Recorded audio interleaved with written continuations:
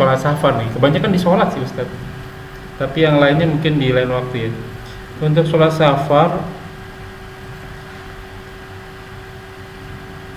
eh, sholat malam ya. Sholat malamnya itu bagaimana Ustaz? Kan dia maghrib sama isanya di jamak nih. Dia sholatnya di waktu maghrib di jamak takdim. Nah, biasanya dia membiasakan diri sholat malam tuh. Itu sholat malamnya nunggu di waktu isya atau udah bisa dimulai di waktu maghrib? Iya. Bagaimana dengan yang duha Ustaz? Tentang siapa yang dia sholat qobliyah subuh lalu dia sholat subuh bersama imam berjamaah lalu nunggu sampai waktu syuruk, maka dia akan mendapatkan umroh dan haji sempurna. Itu iya, waktu safar nggak dilakukan juga Ustaz? La ilaha illallah Muhammadun Rasulullah alaihi salatullah wa alihi. Assalamualaikum warahmatullahi wabarakatuh. Waalaikumsalam warahmatullahi. Bismillahi walhamdulillah wassalatu wassalamu ala rasulillah nabiyina Muhammadin wa ala alihi wa man wala ila yaumil qiyamah. Wala haula wala quwwata illa billah. A'udzubillahi minasyaitonir rajim min hamzihi wa nafthihi wa nafthihi. Bismillahirrahmanirrahim. Fa inna asdaqal hadithi kitabullah wa khairul hadi hadi Muhammad sallallahu alaihi wasallam wa syarrul umuri muhdatsatuha wa kullu muhdatsatin bid'ah wa kullu bid'atin dhalalah wa kullu dhalalatin nar. Innal hamdalillah nahmaduhu wa nasta'inu wa nastaghfiruhu wa na'udzu billahi min shururi anfusina wa sayyiati a'malina may yahdihillahu fala mudilla lahu wa may yudlil fala hadiya lahu. Asyhadu an la ilaha illallah wa asyhadu anna Muhammadan abduhu wa rasuluhu nabiyyu wa sallallahu Muhammad wa ala ali Muhammad wa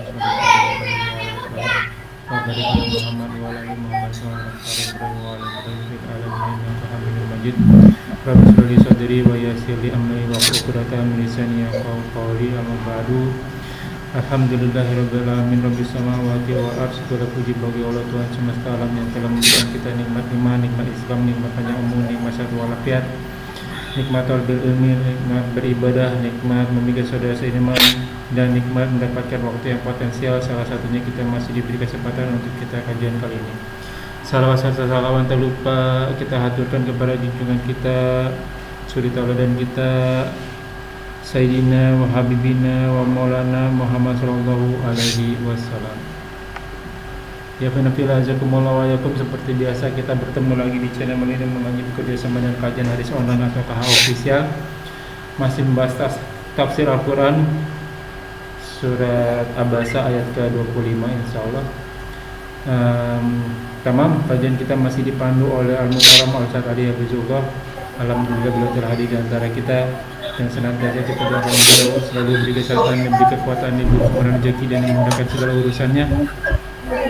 Selanjutnya mari sama-sama kita simak kajian kita kali ini. Seperti biasa, bila ada pertanyaan bisa ditulis di kolom komentar dan insya Allah akan ditanyakan dan dijawab pada kesempatan dan waktu yang tepat. Semoga berguna bagi Ikhwanullah selaku penuntut ilmu, wabil khusus anak al-fakir, dan tanpa banyak kata untuk waktu dan tepat kepada gurunya tafadhal maskuro. Assalamualaikum warahmatullahi wabarakatuh. Waalaikumsalam warahmatullahi wabarakatuh. A'udzu billahi minasyaitonir rajim min hamzihi wa nafthihi wa nafthihi. Innal hamdalillah nahmaduhu wa nasta'inuhu wa nastaghfiruh wa na'udzu billahi min syururi anfusina wa min sayyiati a'malina. May yahdihillahu fala mudhillalah wa may yudlilhu fala hadiyalah. Asyhadu an la ilaha illallah wahdahu la syarikalah wa asyhadu anna Muhammadan abduhu wa rasuluh. A'udzu billahi minasyaitonir rajim min hamzihi wa nafthihi wa nafthihi. Ya ayyuhalladzina amanu taqullaha haqqa tuqatih wa la tamutunna illa wa antum muslimun. A'udzu billahi minasyaitonir rajim min hamzihi wa nafthihi wa nafthihi. Bismillahirrahmanirrahim. Ya ayyuhan nasu taqu rabbakumul ladzi khalaqakum min nafsin wahidah wa khalaqa minha zawjaha wa batha minhuma rijalan katsiran wa nisaa'a wattaqullaha alladzi tas'aluna bihi wal arham innallaha kana 'alaikum raqiba. Allahumma salli ala Muhammad wa ala alihi wa sahbihi wa man tabi'ahum bi ihsanin illa yaumiddin. Khairukum man ta'allama al-Qur'an wa 'allamahu. Sebaik-baik kamu adalah yang belajar Al-Qur'an dan mengajarkannya. Amma. Silakan dibuka ikhwatu fillah. Kitab suci Al-Qur'annya masih suratul Abasa ya, Abasa surat ke-80 ya. Surat 80. Ayatnya ke-25 sekarang. Insyaallah sampai ke 32 boleh lah ya. Kita coba dulu ya. A'udzubillahi minasyaitonirrajim min hamzihi wa nafthihi wa nafsihi. Bismillahirrahmanirrahim. Anna sabbabna al-ma'a sabba thumma saqaqna al-arda saqqa fa'anbatna fiha habba wa 'inaban wa qadba wa zaytunan wa nakhla wa hadaiqa gulba wa fakihatan wa abba mata'an lakum wa li'an'amikum. Subhanakallahumma wa bihamdika asyhadu an la ilaha illa anta astaghfiruka wa atubu ilaik. Semoga yang membaca dapat menyimak sama-sama dapat rahmat Allah Subhanahu wa taala. A'udzu billahi minasyaitonir rajim min hamzihi wa nafthihi wa nafthihi. Anna sababna sabba itu apa ya, curahan. Terus bahwasanya kami telah mencurahkan al-ma'a ini berarti kalau fathah ya, nasab berarti ini objek ya, maf'ul ya, kami mencurahkan air hujan, yang dimaksudnya air hujan. Sobba dengan sobba tuh selebat-lebatnya. Sobba tuh lebat ya, curahnya, securah-curahnya gitu. Summa sakokna, pakai summa sakokna sakokna ardo ya, ardo sama juga maf'ul juga ya, al-ardo maf'ul. Kami belah bumi. Sako itu belahan, sebelah-belahnya terbelah bumi itu. Jadi Allah yang belah bumi. Fa'ambatna, lalu kami nabata tumbuh, kami menumbuhkan. Fiha, padanya, hanya kembali ke bumi yang dibelah tadi. Ya, habba itu jamak ya, jadi biji-bijian.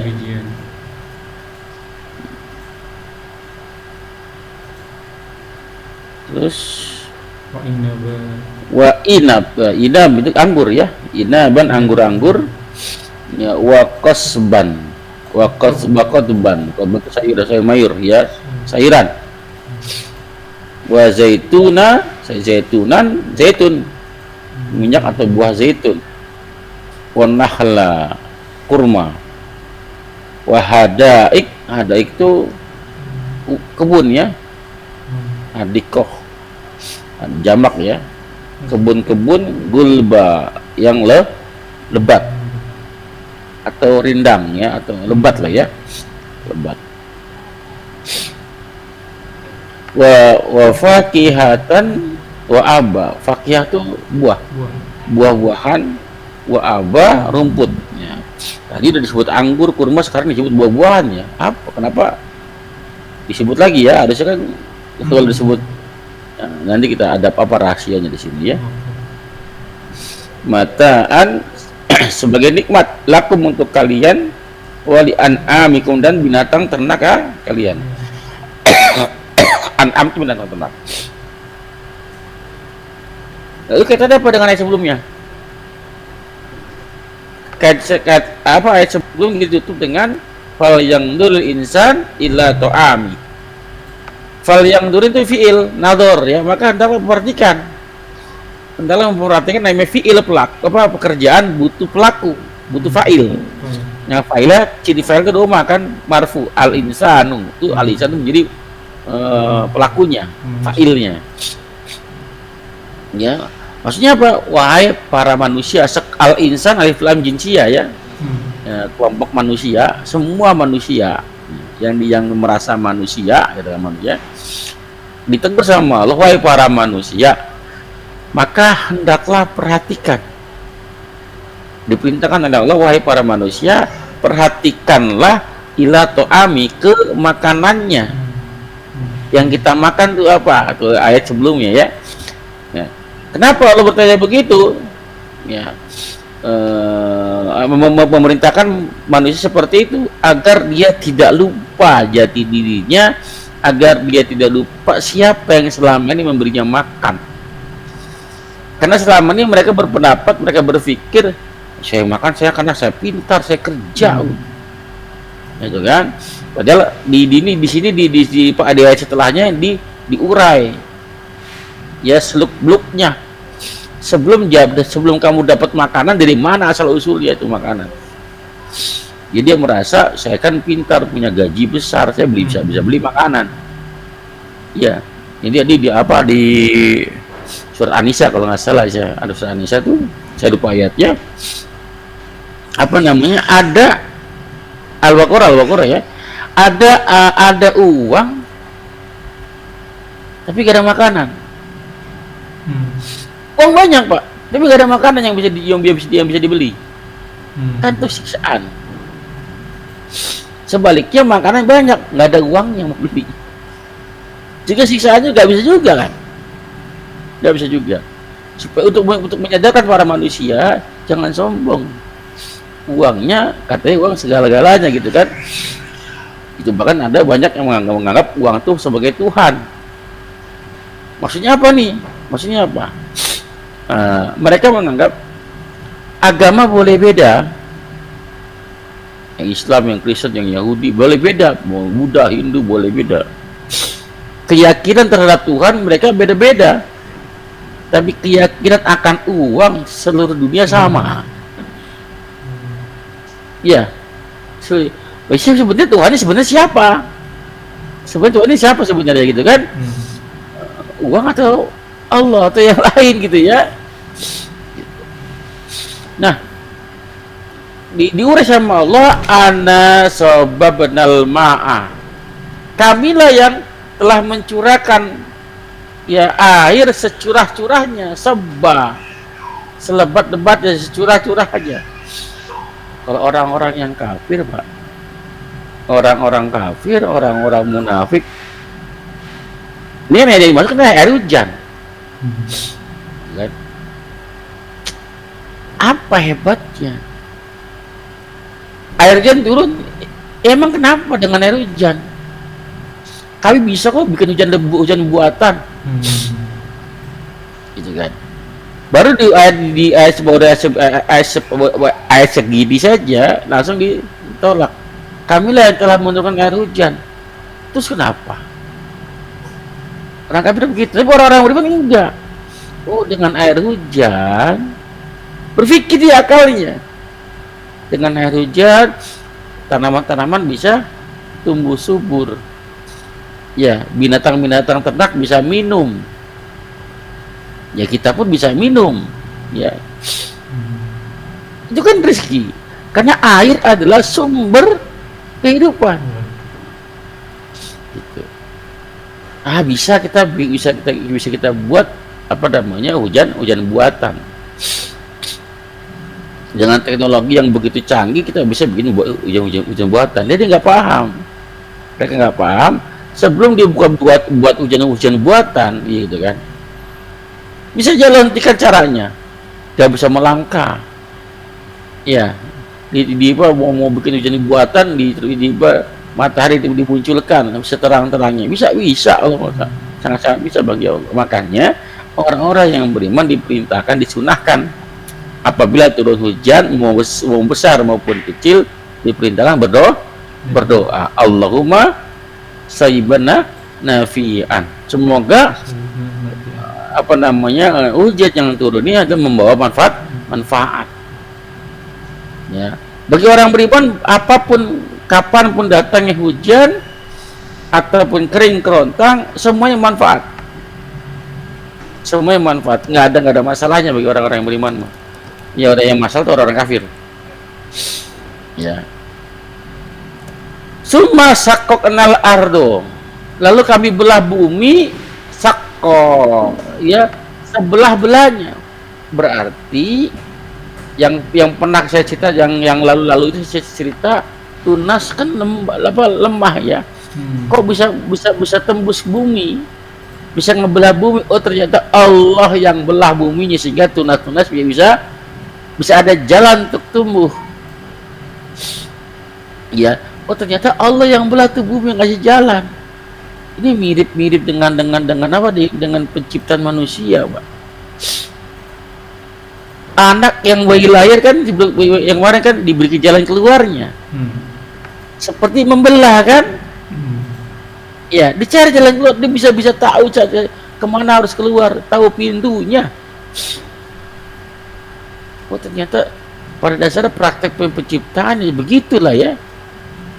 Ya, ada proses air yang keluar, yang mancur, yang keluar, ada pembuahan di situ. Tunas mau tumbuh, bumi membelah, ada pembelahan di situ. Manusia begitu kan? Iya sama, bersama. Di Allah yang membelah bumi sebelah-belah agar apa? Agar tunas bisa muncul, bisa tumbuh, ada jalan untuk dia tumbuh. Gimana kalau Allah nggak belah tuh bumi? Yang mungkin nggak ada tanaman tumbuh, Pak. Nggak ada tanaman yang tumbuh, mati di dalam. Kenapa? Seberapa kuat sih tunas itu coba untuk menembus bumi yang keras begitu? Ya. Kalau kita paham baik baca ayat-ayat demi ayat, akan tumbuh rasa syukur. Masya Allah, segitunya Allah menjaga kita, sebegitunya Allah menjaga kita, peduli sayang sama kita. Ya. Kan kita tugas petani ngapain? Cuma naruh benih doang. Ya yang tukang tanam tuh, ya petani kah, ya tukang ladang lah gitu kan. Cuma nanam doang, tiba-tiba muncul tunas. Nah kalau buminya nggak dibelah gimana? Nggak ada tanaman yang tumbuh. Tanaman kalau nggak ada yang tumbuh, makanan hewan ternak makan apa? Ya kita mau makan apa? Ya. Fabi ayyi ala rabbikum tukatiban. Ayat ini turun untuk orang-orang munafik, Pak, bukan orang beriman. Ya, nikmat, karena ada mereka lah yang suka mengingkari nikmat. Nikmat mana lagi yang kamu ingkari, yang kamu kufuri, yang kamu dustakan. Nah, artinya bumi yang belah tuh Allah Subhanahu wa taala. Setelah bumi terbelah, fa'ambatna, maka kami tumbuhkan. Ya, kami tumbuhkan fiha, pada bumi yang telah kami belah tadi, habba, biji-bijian. Laku biji-bijian. Apa hikmahnya ini, Pak? Apa hikmahnya? Ternyata biji-bijian itu kan makanan pokok ya. Hampir makan biji-bijian kan? Kurma, biji-bijian. Nasi, beras kan biji-bijian tuh. Mudah mengkonsumsinya, Pak. Biji-bijian sangat mudah konsumsinya. Yang paling sulit kan beras doang ya, harus ditanak dulu di nasi kan. Ya. Kalau biji-bijian, makanya nggak ada sini kalimat beras, nggak ada di Quran. Yang ada kurma, ya kan, anggur tuh nanti disebutkan nanti ya. Tapi kalau beras nggak ada itu kan. Ya. Jadi ternyata biji-bijian itu sumber makanan pokok kita, sumber pokok lah ya, dari biji-bijian yang bisa jadi tenaga di situ. Karbohidrat kebanyakan dari biji-bijian. Ya, fa'ambatna fiha, maka kamilah yang menumbuhkan padanya, nyanya kembali ke bumi yang dibelah tersebut, habban, ya, biji-bijian. Sebelum dibelah dia tersimpan di dalam bumi, di dalam tanah, tersimpan. Belum waktu keluar dia nggak keluar. Nah, kapan dia keluar? Nunggu Allah. nunggu petunjuk dari Allah, nunggu perintah. Itu tanaman, Pak. Ya kamu tumbuh-tumbuh. Ya jangan tumbuh. Kita Pak, manusia yang lebih pintar katanya, yang punya akal, kadang-kadang Masya Allah ya, degil gitu ya. Lalu sampai sini saja. Harusnya kan kita bisa berpikir lebih dalam. Nggak ada yang pantas kita sombongin ya. Kita nggak bisa apa-apa sebenarnya. Semua serba diurusi. Semua serba segera disiapkan oleh Allah Subhanahu wa taala. Tugas kita apa, nggak lain kalau bukan untuk ibadah doang. Tidak aku ciptakan jin dan manusia kecuali untuk beribadah. Nah, ibadahnya apa Pak kira-kira, Pak? Aku tidak akan menciptakan Robi Budi Setiawan gitu ya. Budiman. Robi Budiman ya. Ya, kecuali untuk ibadah. Untuk ibadah, bukan untuk yang lain. Nah, pertanyaan ibadahnya apa, Pak? Apa kira-kira ibadahnya? Sholat, puasa, zakat. Semua itu ibadah, Pak. Antum kerja ke Arab sono, kalau diniatkan karena Allah, memberi nafkah yang halal untuk anak istrinya, itu ibadah. Kajian ini ibadah. Antum dari bangun pagi sampai menutup mata kembali, itu semua ibadah kalau diniatkan lillah. Termasuk tidur boleh Ustaz ya? Itu ibadah. Yang mubah itu kalau diniatkan iya, masuk ibadah. Itu ibadah. Ngambil paku di jalan itu ibadah. Tapi dari sekian ibadah itu, ya ada pemimpinnya, ada panglimanya, Pak. Penentunya yaitu sholat. Amalan yang pertama kali dihisab adalah sholatnya. Apabila buruk sholatnya, maka yang lain, amalan yang lain nggak dilihat tuh, Pak. Nggak dilihat amalan yang lain kalau buruk, sholatnya buruk. Berarti sholat itu skala prioritas dong, karena penentu. Karena penentu. Ibadah boleh banyak, kalau sholatnya bermasalah yang lain. Maka harusnya kalau sholat sebagai penentu, jadikan sholat sebagai skala prioritas dalam hidup. Ya cari dimanapun kajian-kajian yang membahas tentang sholat yang benar. Tuh apa itu, cari tuh di mana tempatnya, datang. Kita aja kalau pergi nyari duit sampai ke Arab, dikejar tuh, gitu kan? Nah, cari tuh, karena sholat itu adalah penentu. Ya, maka jangan sampai, artinya kalau kita kesimpulkan, kita kerucutkan, tidak aku ciptakan jin dan manusia kecuali untuk beribadah, untuk sholat, Pak. Betul nggak? Iya. Karena sholat penentu kan? Karena semua itu ibadah sebenarnya, tapi sholatlah yang penentunya. Betul loh? Iya. Ya, jadi sholatlah penentunya. Maka jangan sia-siakan sholatnya, jangan pernah melalaikan sholat. Untuk itulah, supaya karena tujuan untuk sholat, untuk ibadah, Allah sebagai yang mengutus manusia tadi, yang menciptakan manusia, yang memberikannya tugas, agar tugasnya dikerjakan dengan maksimal, hasilnya memuaskan, maka Allah paling ngerti si manusia itu sebelum dia lahir disiapkan rezekinya, disiapkan rezeki, semua ditetapkan kapan di mana jodohnya ditulis, siapa nama anak-anak yang nanti kelak, kamu kerja di mana, semua disiapkan oleh Allah. Tujuannya apa? Agar si orang yang bernama manusia itu ya bisa mengerjakan tugas dengan sebaik-baiknya. Kenapa? Tenang, semuanya sudah disiapkan.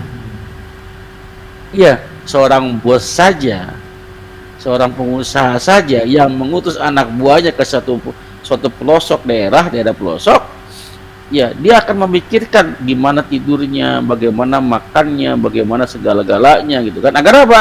Agar anak buahnya ini ya pegawainya ini dia bisa kerja maksimal, tenang, dan bikin macam-macam, hasilnya maksimal. Coba andai kata bosnya tuh nggak pedulian, makanya gimana Pak? Ya bisa-bisa kamu deh. Tidur di mana? Ya Peter kamu deh, gimana tidurnya di mana kek? Akhirnya Pak, si pegawainya nggak tenang. Bagaimana bisa menyelesaikan tugas dengan baik? Ini Allah Pak, bos dari segala bos, pengusaha dari segala pengusaha, ya pemilik alam raya ini, dia lebih mementingkan kita. Ya, disiapkan semuanya, tapi kita ya masih khawatir, masih ragu gitu kan? Ya masih ragu. Lalu setelah ditemukan biji-bijian, wa inaban wa qadba. Inab anggur, qadba itu sayuran. Kenapa ada anggur di sini, Pak? Disebutkan di sini. Kenapa itu khusus ya anggur yang disebut? Nah, dia ada kurma di sini. Anggur itu barang mewah, Pak. Oke. Nggak semua orang bisa punya anggur kan? Ya anggur itu mengkonsumsinya mudah sekali, tinggal petik, telan, sama biji-bijinya bisa dimakan. Sederhana. Kalau makan anggur satu kurang Pak, kurang. Antum kalau ngambil anggur satu butir apa satu tangkai? Satu tangkai. Tangkai. Mewah, dan ini diberikan sama Allah Pak. Mudah, nanam anggur itu mudah. Ya, mudah sekali. Satu biji tumbuh warnanya macam-macam, ada merah, ada yang hitam, ada ungu gitu ya, ada yang hijau gitu kan. Dan rasanya, pernah nggak antum ketemu anggur asam? Pernah. Saya belum pernah nih, belum dapat nih gitu ya. Ini manis terus tuh, ya. Jadi anggur tuh barang mewah, Pak. Barang mewah, Allah siapkan tuh. Mau siapa? Dari biji-bijian dan mudah didapat, mudah dikonsumsi. Ya, nggak perlu banyak pengolahan. Ya, nanti ada kurma sama dengan kurma ya. Lalu waqadbah, sayur-sayuran. Ini jangan dipandang remeh deh, sayur-sayuran nih, luar biasa Pak. Seratnya tinggi. Ya masalah apapun kalau banyak makan sayur aman Pak. Aman. Ya makan kambing, makan bebek, makan ayam. Kalau nggak ada sayuran nggak lengkap. Apalagi orang Sunda tuh nggak lengkap. Nah sayuran ini gampang dibuat, gampang ditanam. Ya mau nanam apa apa aja bisa di Indonesia terutama. Nanam apa aja jadi Pak, tergeletak jadi tumbuh itu. Ya sayuran tuh luar biasa Pak. Dan kalau makan sayur nggak mungkin sayur apa nih, sawi, nggak mungkin selembar kan. Apalagi yang buat lalapan tuh. Saya pernah suka lalapan ya, dahsyat Pak. Jadi kalau makan lalapan tuh BAB-nya lancar. Kalau saya udah bisa mendeteksi sendiri tuh. Ini kurang sayur nih. Ini kurang sayur dan bisa ngasih terapi buat jamaah itu, buat yang lain. Saya gimana ya orang ini? Makan sayur Bu, makan sayur. Sayur. Masya Allah, dasar sayur. Jangan pernah lupakan sayuran. Macan Pak. Makanannya apa macan? Daging. Singa makanya? Daging. Apa? Kerbau makanya apa kerbau? Sapi makanya apa sapi? Nah, itu baru rumput-rumputan. Makanya daun-daunan Pak. Ya rumput-rumputan, daun-daunan. Tapi uniknya harusnya yang makan daging gede-gede ya. Tapi yang makan daun yang gede-gede. Nah, luar biasa lah kalau masalah apa namanya sayur-sayurannya. Jangan pernah dalam makanan kita, sajian makanan kita kurang dari sayur-sayuran, harus ada sayurannya itu. Lalu wa zaitun wa nahla, buah zaitun ya kita banyak manfaatnya ya. Buat minyaknya bisa dimasak, rendah kolesterol, buahnya juga enak gitu kan. Dan buah zaitun di sini ada nggak ya di Indonesia ya? Susah ya, ada susah gitu ya. Ya. Artinya ini buah-buahan yang Allah sebutkan itu, Pak. Nanti ada lagi nih, wafakihatan. Fakih itu buah-buahan juga. Ya, buah-buahan secara umum. Tadi buah-buahan secara khusus disebutkan oleh Allah, berarti dia mempunyai keistimewaan. Sama di surat apa? Di surat apa namanya? Al-Qadar, surat Al-Qadar. Ya, tanazzalul malaikah warruh. Tanazzalul malaikah, dan turun para malaikat. Malaikat warruh. Apa warruh, Pak? Ruh. Bukan, waru itu malaikat Jibril. Oh, oke. Ya, malaikat Jibril. Lalu kenapa disebut lagi malaikat Jibril? Padahal sebelumnya ada malaikat turun. Iya. Oh, berarti kekhususannya. Kekhususan, keistimewaan. Nah, buah-buah ini harus ada di dalam lemari es kita, Pak. Ya, minimal salah satu dah. Kalau nggak ada kurma, ya anggur. Kalau nggak ada anggur, ya zaitun. Ya. Tapi saya nggak ada tiga-tiganya ini, Pak. Gitu ya. Ya, apalagi kalau kurma ya, apa nah kurma itu nabi apa air nabis ya, air kurma itu tersebut yang direndam itu banyak sekali khasiatnya. Bahkan dengan kurma sama kan gampang pengolahannya, tinggal petik makan bisa. Biji-nya bisa ditanam lagi. Nah, kurma itu Nabi buka puasa dengan kurma, itu bisa menutupi dahaga. Kajian yang saya dapat, ini bisa nggak tahu benar atau salahnya ya, kajian yang saya dapat karena saya bukan dokter ya, kan bukan pakar makanan juga. Makan kurma 1 butir dengan 2 butir beda, Pak. Maksudnya, Pak, makan kurma dengan jumlah ganjil dengan jumlah genap itu beda khasiatnya. Kalau antum butuh dengan karbohidrat, butuh dengan gula gitu kan, antum makan yang genap. Kurang makan yang genap itu ya karbohidrat terpenuhi. Tapi kalau untuk yang ganjil, sekedar apa? Sekedar untuk merasakan yang gula udah cukup itu, Pak. Kalau yang ganjil ya, itu bagus buat kesehatan kalau yang ganjil. Maka kalau untuk yang mau diet, mau nyapa, minum makanya yang ganjil gitu ya, yang ganjil. Hadaik itu kebun ya, kebun gulba, rindang atau lebat. Apa yang bisa antum dapat dari kebun disebutkan di sini yang ya, kebun yang lebat. Apa ya? Menahan banyak air hujan, menahan banyak oksigen, O2. Banyak oksigen, O2 kalau siang hari. Kalau malam hari ya karbon dioksida. Kalau siang hari, kalau malam karbon dioksida. Ya tentunya teduh, banyak buah-buahannya yang keluar.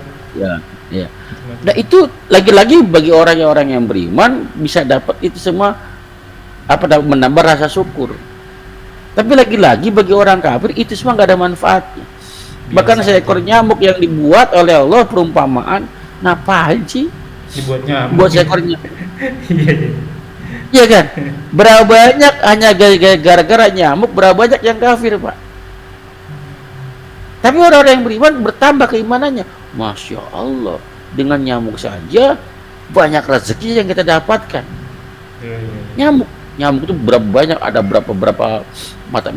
Kalau kita bedah, Pak, operasi dokter ahli bedah kan, dokter ahli ini kan kalau mau bedah pasien, kan si pasien harus disuntik dulu kan, biar nggak kerasa, ya dibius lah gitu kan. Dan orang yang mau bedah nggak bersembarangan, ya harus dokter ahli, sekolah dulu tuh. Tapi nyamuk, Pak, yang kecil yang kita bilang lemah itu, dia bisa ngambil darah kita tanpa ada rasa. Pas sudah disedot baru ada rasanya tuh, gatel. Dan dia bisa melihat kita dalam kegelapan. Dokter ahli gak bisa begitu. dari ya banyak nyamuk, ada 32 gigi. Sekecil itu nyamuk kan giginya 32 biji, ada 64 32 gigi, 64 gigi. Sekecil itu nyamuk, giginya banyak. Dahsyat. Ya. Nah, begitu dengan kebun-kebun yang lebat. Tadi Anda sudah sebutkan. Sejuk. Ya, rumah yang banyak kebunnya beda dengan rumah yang nggak ada kebunnya. Resah, nggak nyaman. Kalau kan kita sering apa ya? Orang-orang yang tinggal di pantai biasanya perilakunya mengikuti nggak, Pak? Iya. Dengan orang-orang yang tinggal di pegunungan. Ya, orang di pegunungan kan karena sejuk, adem, orangnya santun-santun, ngomongnya lemah lembut. Orang-orang Sunda tuh. Orang di pantai, orang Ambon, orang Medan, keras, harus lantang. Kenapa? Kalau ngomong apa nggak kedengeran. Nggak kedengeran nih. Iya kan? Nah sama, kalau kita punya rumah rindang, ada tanaman yang lebat ya, ada tanaman banyak, enak Pak, sejuk, adem, betah di rumah. Tapi kalau gersang, tandus gitu kan, bawahnya marah-marah melulu karena gerah. Gitu ya, mempengaruhi psikolog. Ya, psikolog. Lalu buah fakihatan wa aba, buah-buahan secara umum ya, dan rumput tadi udah kita bahas, rumputnya saja. Rumput itu bisa menambah keimanan. Gara-gara rumput, kambing pada makan tuh, gemuk-gemuk yang kita makan juga kambingnya. Gara-gara rumput. Kalau nggak ada rumput, nggak ada kambing itu, Pak. Ya gimana kita makan nanti? Ya nggak bisa lebaran Idul Adha, nggak bisa tuh, nggak ada yang dikorbankan. Ya, wa fakihatan wa aba, itu semua disimpan oleh Allah, mataan, sebagai sebuah nikmat lakum, untuk kalian. Kum itu khusus, Pak. Ya, lakum, la itu beda dengan ala ya. La itu sama dengan li. Ya, kalau ala kan beban di atas, Pak. Itu kewajiban. Makanya puasa pakai ala. Kutiba ala, alaikum. Ya, kalau nikmat, kalau kesenangan, Allah menggunakan li atau la. Ya, lakum, untukmu. Jadi pemilihan ayatnya, pemilihan katanya, Allah disiplin luar biasa. Ya, sebagai nikmat untuk kamu, hanya untuk kamu. Siapa kamu di sini? Kamu, untuk kamu, kalian para manusia. Bukan untuk siapa. Allah buat ini semua buat manusia. Lalu kenapa manusia kebanyak yang melampaui batas? Anda ini semua dicabut ya, Pak. Ini kan sebagai rantai makanan sebenarnya. Dari sekian banyak, dari air hujan, lalu apa namanya, kan dari air hujan kan tanaman jadi dapat air, tunas tumbuh, buah tumbuh gitu kan. Ya ambil satu saja. Apanya nih? Hujan turun, Pak. Dari rangkaian nih, hujan turun, ya tanaman dapat air, ya kan? Bumi dibelah, tunas muncul, ya kan? Nah, dari sekian rantai tersebut, urutan tersebut, Allah cabut satu saja. Urutannya tetap berlangsung, Pak. Tetap berlanjut urutannya, tapi diambil satu saja. Terserah yang mau diambil yang mana, nggak jadi itu, Pak. Hujannya lebat, tanaman bisa mendapatkan air begitu luar biasa. Hewan-hewan ternak bisa minum air, kita bisa minum air. Tapi bumi nggak dibelah, Pak. Bumi nggak dibelah, nggak bisa keluar. Hewan-hewan yang tadi gemuk kurus lagi, mati. Ya, apa contohnya lagi? Hujan lebat, buminya nggak dibelah, banjir, nggak ada penyerapan kan? Atau sebaliknya, bumi membuka diri, membelah diri, hujannya nggak turun, mati juga. Fabi ayyi ala rabbikuma tukadziban. Lakum untuk kalian, wali an'amikum dan bagi binatang ternak kalian. Kenapa? Ya binatang ternak juga sebagai pendamping hidup kita, Pak. Kalau nggak ada binatang ternak ya kita makannya itu aja itu, Pak. Jadi apa sekarang ada ya pemakan apa? Tumbuh-tumbuhan namanya apa? Vegetarian. Yang paling makannya daun aja. Nah, intinya untuk ayat ini tidak banyak penjelasan karena ini semua sebenarnya nikmat. Untuk kita berpikir, ini semua Allah siapkan loh, Pak. Sebelum kita ada, udah ada, Pak. Sebelum kita ada, bumi udah disiapkan oleh Allah. Pada saat kita ada, ya belum dikasih kewajiban oleh Allah, tapi rezeki tetap ngalir kan? Tapi kita usia balik, rezeki mengalir deras dari Allah Subhanahu Wa Taala sejak dari kandungan bahkan. Tapi tidak ada satupun tugas dari Allah yang harus kita selesaikan di waktu-waktu itu. Kewajiban dari Allah mulai berlaku pada saat kita balik.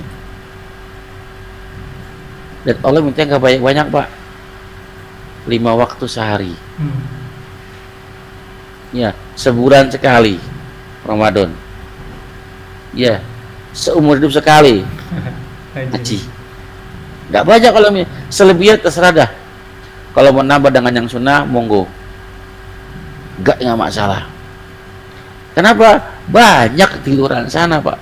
Jangankan yang sunnah, menjaga yang wajibnya aja itu ketar-ketir ya. Banyak pertumpahan yang harus dikeluarkan. Banyak pertaruhan yang harus dikorbankan. Dan bagi kita ya dikasih kenikmatan iman. Jangankan yang wajib, yang sunnahnya kita maksimalkan, jangan sampai ketinggalan. Apalagi yang wajib. Tapi tadi ketemu orang-orang yang belum sama seperti kita doakan dia. Kita banyak banyak pemakluman kepada mereka. Ya, tapi diri kita banyak pemaksaan kepada.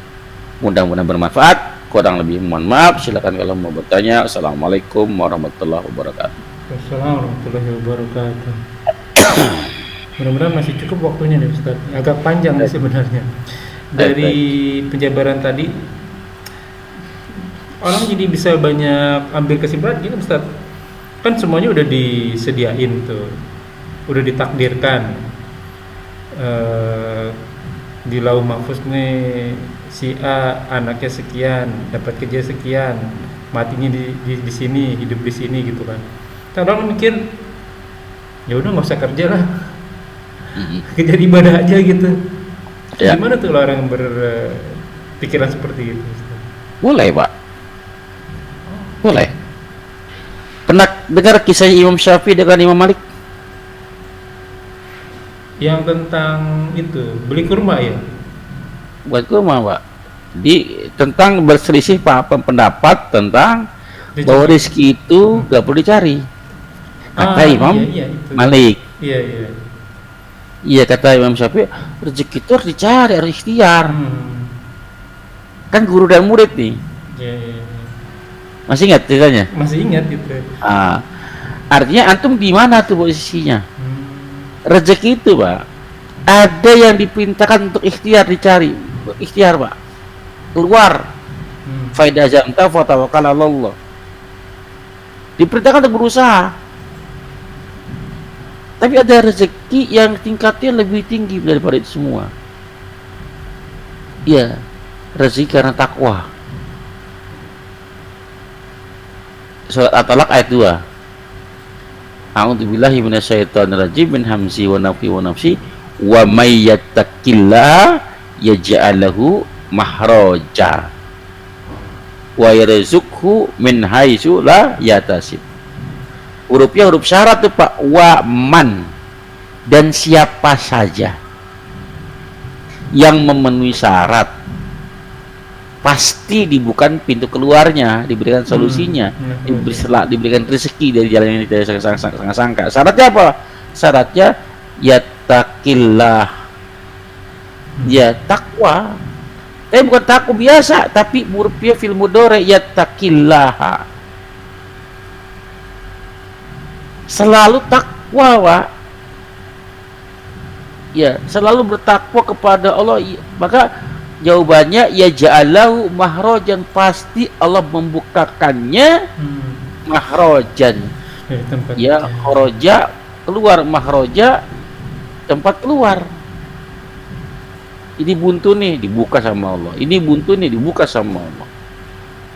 Dan bukan cuma itu, wa yarzuqhu, dan selalu diberikan rezeki, merezekikannya min haitsu, dari mana saja, la yatasib, yang tidak disangkanya, diduganya. Karena takwa. Antum memilih rezeki untuk karena dicari atau karena takwa, pilihan ya antum. Rezeki, Pak, rezeki itu tahu di mana antum berada. Mau antum di Indonesia, mau di UEA, rezeki itu akan mencari antum. Kalau rezekinya, ya akan gak akan pindah ke yang lain. Kalau rezeki antum, ya antum yang mendapatkannya. Ya, gak mungkin orang lain.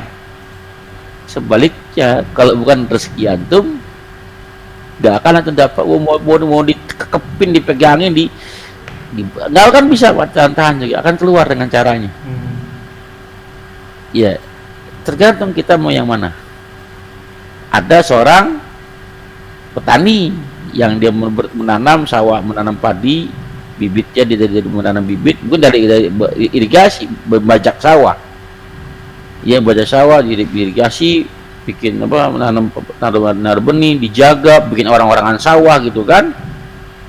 Pengen panen, hujan lebat. Ada nggak begitu? banyak sering kejadian. Ya. Udah kerja keras, Bang. Sudah kerja keras. Sudah maksimal kerjanya. Tapi kalau bukan rezekinya, gitu kan? Sebaliknya, orang di tempat tidur, Pak, gak apa-ngapain, tergeletak saja karena sakit. Datang orang nganterin rezeki, ada yang bawa buah, ada yang bawa roti, ada yang bawa uang.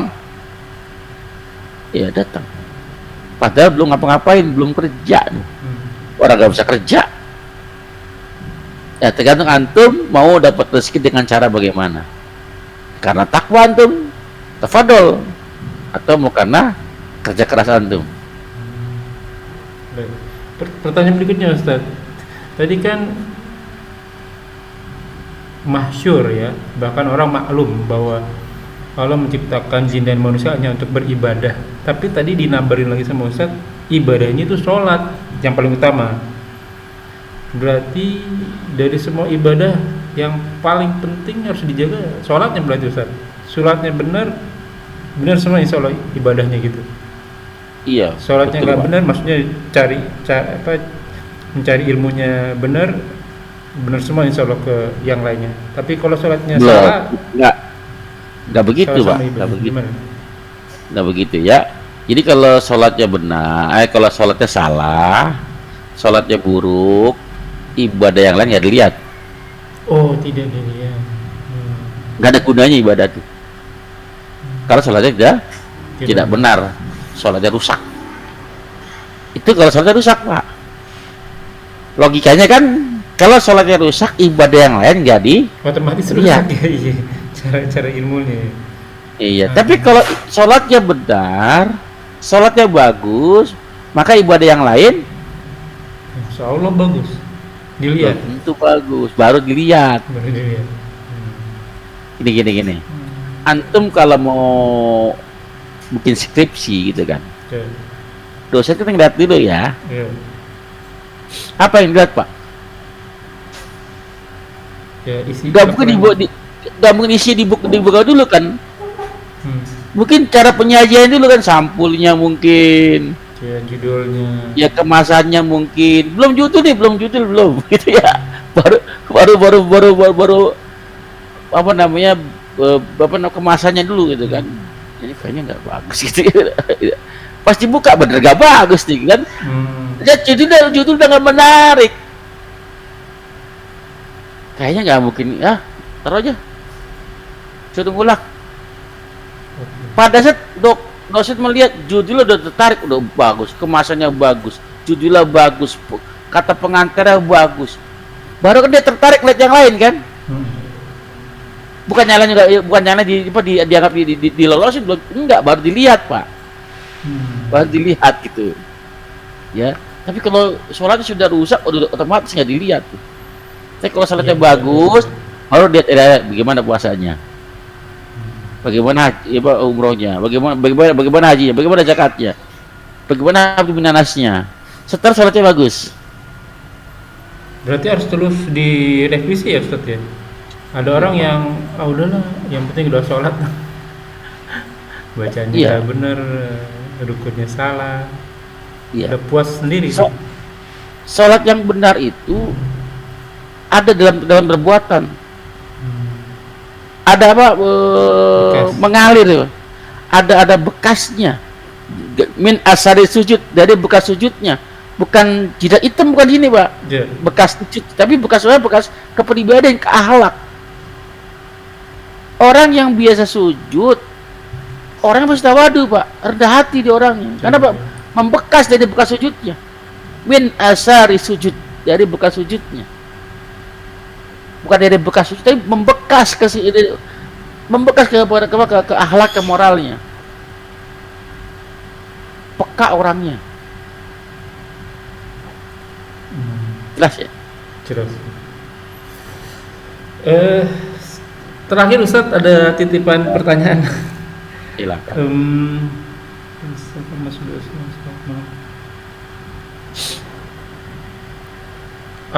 Kalau ini sholat safar nih, kebanyakan di sholat sih Ustaz, tapi yang lainnya mungkin di lain waktu ya. Untuk sholat safar,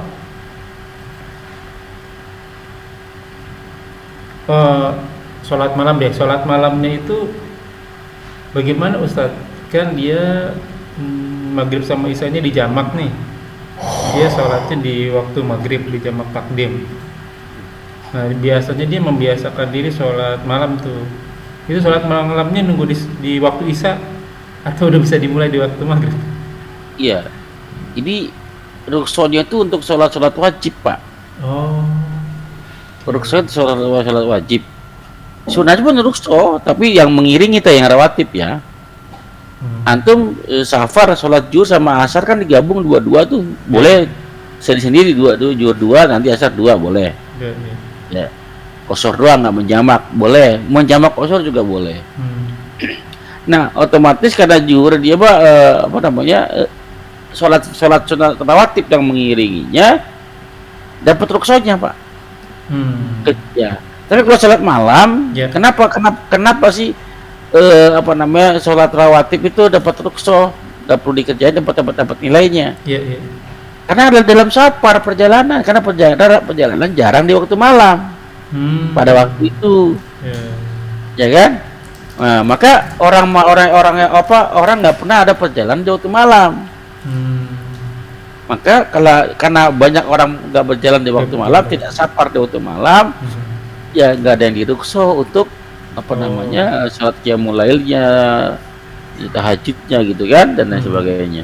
Berarti waktu dan bilangannya seperti biasa ya Ustaz ya? Seperti biasa. Bagaimana dengan yang duha Ustaz? Tetap duha kan perjalanan Pak, pagi kan? Iya. Ada perjalanan, jadi mulai subuh masih bekerjakan sholat qobliyah subuh. Oke, iya. Masih kerjakan qobliyah subuh. Tapi yang zuhur, asar, maghrib, isya itu boleh tidak mengerjakan qobliyah atau ba'diyahnya kalau ada. Enggak, kalau yang duhanya gimana Ustaz? Duha nggak kerja nggak apa-apa Pak. Tidak dilakukan, tidak apa-apa. Nabi nggak pernah mengerjakan sholat duha di safar. Oh, Masya Allah. Umar bin Khattab, Abu Bakar Siddiq nggak pernah mengerjakan duha di safar. Aisyah berkata, aku tidak pernah melihat Rasulullah mengerjakan duha dengan tetap, ya, kecuali pada saat dia pulang dari safar. Pergian. Saya ulang berarti Ustaz. Berarti Rasulullah waktu safar nggak pernah duha ya? Nggak pernah duha. Berarti ini termasuk yang apa namanya ya?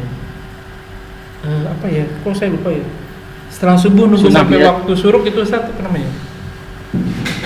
Ya, sholat tasrik, sholat isyraq. Iya, barang siapa yang dia sholat qobliyah subuh lalu dia sholat subuh Sudah surup. bersama imam berjamaah lalu nunggu sampai waktu surup, maka dia akan mendapatkan Umroh dan haji. sempurna. Itu Iya, waktu safar iya. nggak dilakukan juga, Ustaz? Nggak dilakuin karena kan yang dikerjain cuma Nabi cuma qobliyah subuhnya, Pak. Qobliyah subuhnya. Iya. Habis qobliyah subuh sudah subuh selesai, dia nggak nunggu waktu, lanjut perjalanan dia.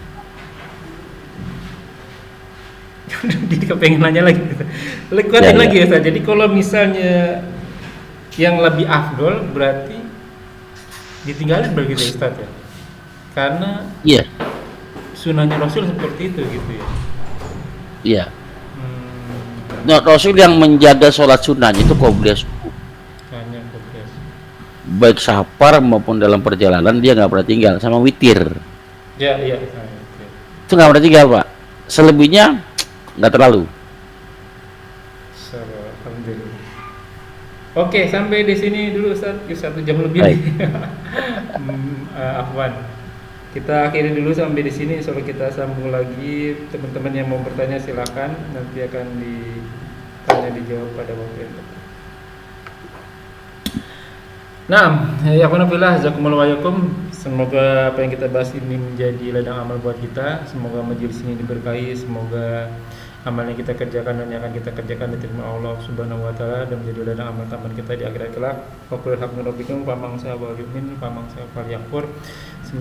Semua yang datang dari Allah. Barang siapa yang beriman silakan beriman, barang siapa yang kafir silakan kafir. Tentu saja semua akan diminta tanggung jawabnya, semua alasan berlakunya, dan kuluman aliyafan semua akan binasa.